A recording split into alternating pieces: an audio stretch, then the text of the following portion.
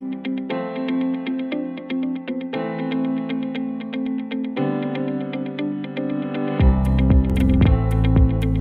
Basis and salt part 5 10 CBSE। अब यहाँ पर हम लोग 4 पार्ट पहले पढ़ चुके हैं। उसमें एसिड बेसिस एंड सॉल्ट के विभिन्न पहलुओं पर हम लोगों ने विचार किया। आज हम लोग पीएच स्केल पढ़ेंगे और पीएच स्केल में देखिए इससे स्ट्रेंथ को नापते हैं। मेरे कहने का अर्थ है कि अगर रेड हो जाए लिटमस पेपर तो कोई चीज़ एसिडिक होता है, ब्लू हो जाए तो बेसिक होता है। लेकिन हम लोग दूसरे इंडिकेटर से सिर्फ ये बता सकते हैं कोई भी चीज़ एसिड है या बेस। लेकिन ये जो हमारा यूनिवर्सल पीएच स्केल है, इसके हम अलग अलग तरह के स्ट्रेंथ को ही बता सकते हैं कि कितना एसिडिक और कितना बेसिक है। इसे नापने का जो प्रिंसिपल है कि presentation of H+ ion and OH- ion present in aqueous solution of an acid or a base. pH stands for German word potenz. Potenz means strength, which means strength. And H stands for pH में P जो stand करता है तो ये पोटेंज के लिए, strength के लिए, और and H stands for hydrogen ion. तो जैसा कि आप भी जानते हैं कि अगर किसी भी चीज़ में H+ आयन की मात्रा ज़्यादा होगा तो वह स्ट्रॉन्ग एसिडिक होगा। Thus pH is a way to indicate the concentration of hydrogen ion present in a solution. तो जितना अधिक होगा H+ आयन तो स्ट्रॉन्ग होगा। तो ये pH से वही दर्शाते हैं। द नेगेटिव एक्सपोनेंट ऑफ 10 अब कैसे दर्शाते हैं? तो ऐसे दर्शाते हैं 10 to the power 0, -1, -2, -3, और इस तरह से ये -14 पर आकर ख़त्म होता है। तो जैसे नेगेटिव जो पावर होता है उसका मतलब आप भी को भी पहले ही से पता है।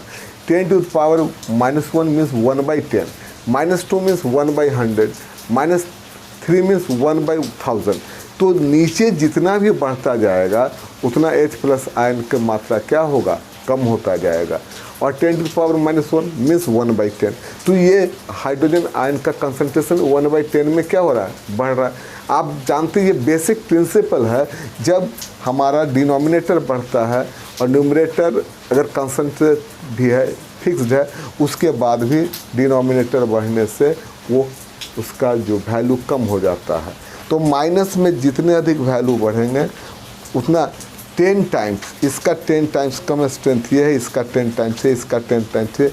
इस प्रकार से दो ग्रेडेशन के बीच में 10 गुना जो है स्ट्रेंथ का अंतर होता है।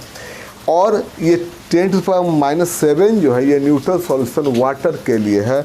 और इधर अगर वो 10 to the power -7 से और घटता जाए 6, 7, 6, 5, 4, 3, 2, 1, इस तरह से जितना इधर घटेंगे मतलब -5 होगा, -4 होगा, -3, -2, -1, यानी कि -2 का मतलब होता है 2, -4 का मतलब होता है 4।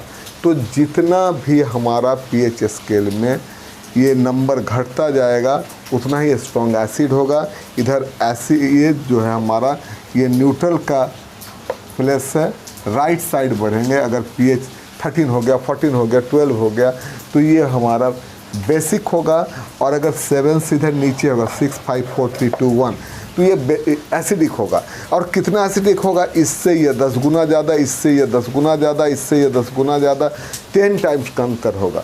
और यहाँ से इधर बेसिक है 10 इससे 10 times, 10 times, 10 times, 10 times, 10 times, ऐसे बेसिक कैरेक्टर इंक्रीज करता है राइट साइड में और एसिडिक कैरेक्टर इंक्रीज कर रहा है इस स्केल में लेफ्ट साइड में।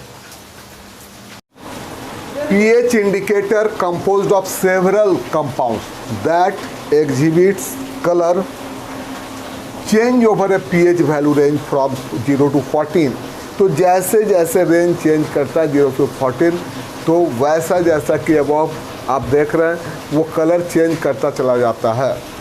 अब जैसे न्यूट्रल सॉल्यूशन है वाटर जैसा, तो जिसका pH 7 है आप भी जानते हैं। तो turn universal indicator paper green. तो न्यूट्रल सॉल्यूशन में वो इंडिकेटर पेपर का कलर कैसा होता है? ग्रीन होता है। उसी तरह अगर स्ट्रॉन्गली अल्कलाइन पेपर है तो यूनिवर्सल इंडिकेटर पेपर को ये ब्लू कर देगा, इंडिकेटर पेपर डार्क ब्लू और पर्पल, पूरा डार्क ब्लू या पर्पल कर देगा अगर स्ट्रॉन्ग अल्कलाइन है तो।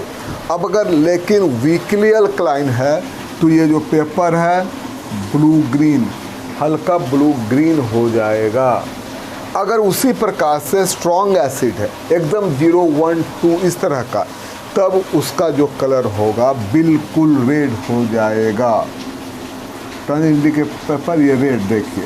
बट वीकली एसिडिक अगर सॉल्यूशन होगा तो ऑरेंज या येलो हो जाएगा। वाटर का अब देखिए, वाटर न्यूट्रल सॉल्यूशन होता है और न्यूट्रल होने के पीछे कारण क्या है? एक हम लोग स्टैंडर्ड टेम्परेचर 25 डिग्री सी पर देखते हैं कि H+ आयन और OH- आयन दोनों की मात्रा बराबर होता है और दोनों ही 10⁻⁻7 ग्राम आयन पर लीटर होते हैं। -7 10⁻⁻7 ग्राम पर लीटर होते हैं। अब KW मतलब ionic product of water 25 degree centigrade पर कितना होगा? H+ into OH- is equal to 10⁻⁻7 into 10⁻⁻7 is equal to 10⁻⁻14 gram ion पर litre. In certain solution, the concentration of H+ ion 0.01 mole. Calculate the hydrogen ion concentration, hydroxide ion concentration। तो जैसा कि हम लोगों ने पिछले थ्योरी में देखा कि KW जो होता है वो 10⁻14 मोल होता है और हमारा जो सॉल्यूशन दिया वो हाइड्रोजन आयन कंसंट्रेशन तो 0.01 मोल। तो 0.01 मीन्स क्या होगा? 1/100 मोल और 100 मोल और 10⁻⁻2 मोल पर लीटर। अब KW/H+ आयन कंसंट्रेशन अगर हम लोग करते हैं तो हम लोगों का OH- आयन कंसंट्रेशन निकल जाएगा।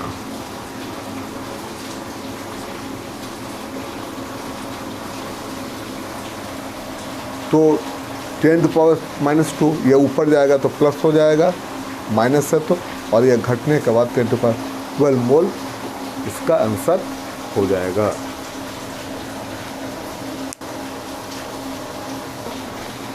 तो यहाँ पर pH स्केल का अब थोड़ा न्यूमेरिकल वगैरह है, इसको आगे इसी जो हमारा KW/H+ आयन कंसंट्रेशन और अगर OH निकालना होगा तो H+ आयन कंसंट्रेशन अगर OH दिया रहेगा तो OH+ आयन कंसंट्रेशन करने पर H+ आयन निकल जाएंगे। तो यही एक फार्मूला है, इस पर 2-4 हिसाब और इससे अधिक स्टैंडर्ड का हिसाब स्टैंडर्ड 10 में नहीं आएंगे। तो 2-4 हिसाब और भी थोड़ा सा आप लोग प्रैक्टिस कर लेंगे तो यहाँ पर आपका pH स्केल क्लियर हो जाता है। और यहीं पर आज का ये वीडियो भी ख़त्म करते हैं और आप लोगों को बहुत बहुत धन्यवाद कि हमारा 100 सब्सक्राइबर आप लोगों ने सहयोग से हिट करा दिया। बहुत खुशी की बात है। हमारा वीडियो और भी अच्छा बनाएंगे। आप लोग इसको शेयर करें, सब्सक्राइब करें, बेल आइकन की घंटी को बजाएं ताकि हम एजुकेशनल वीडियो जो 6 to 10 के बच्चों के लिए साइंस में हम डालते हैं आपके पास तुरंत पहुंचे और आपको इसका लाभ हो। तो ज़्यादा से ज़्यादा शेयर कर सहयोग करें ताकि हम अच्छा से अच्छा वीडियो डाल सकते हैं। और अगर आप पहली बार आए हैं तो ज़रा काइंडली सब्सक्राइब भी कर लें। और अगर किसी तरह का कुछ आपको कमेंट अच्छा या बुरा, ये नहीं सोचेंगे कि सर को तकलीफ़ होगी, अगर कहीं कोई दिक्कत है तो उसका कमेंट कर मुझे बताएं ताकि हम अपने वीडियो को इम्प्रूव कर सकें। धन्यवाद। और हमारे 100 सब्सक्राइबर जो आज हुए हैं आपके सहयोग से, इसके लिए एक बार अगेन आप धन्यवाद के पात्र हैं और आपके सहयोग से ही मेरा ये वीडियो वाला कार्यक्रम चल रहा है। बहुत बहुत धन्यवाद। आप पढ़ते रहें और आगे बढ़ते रहें।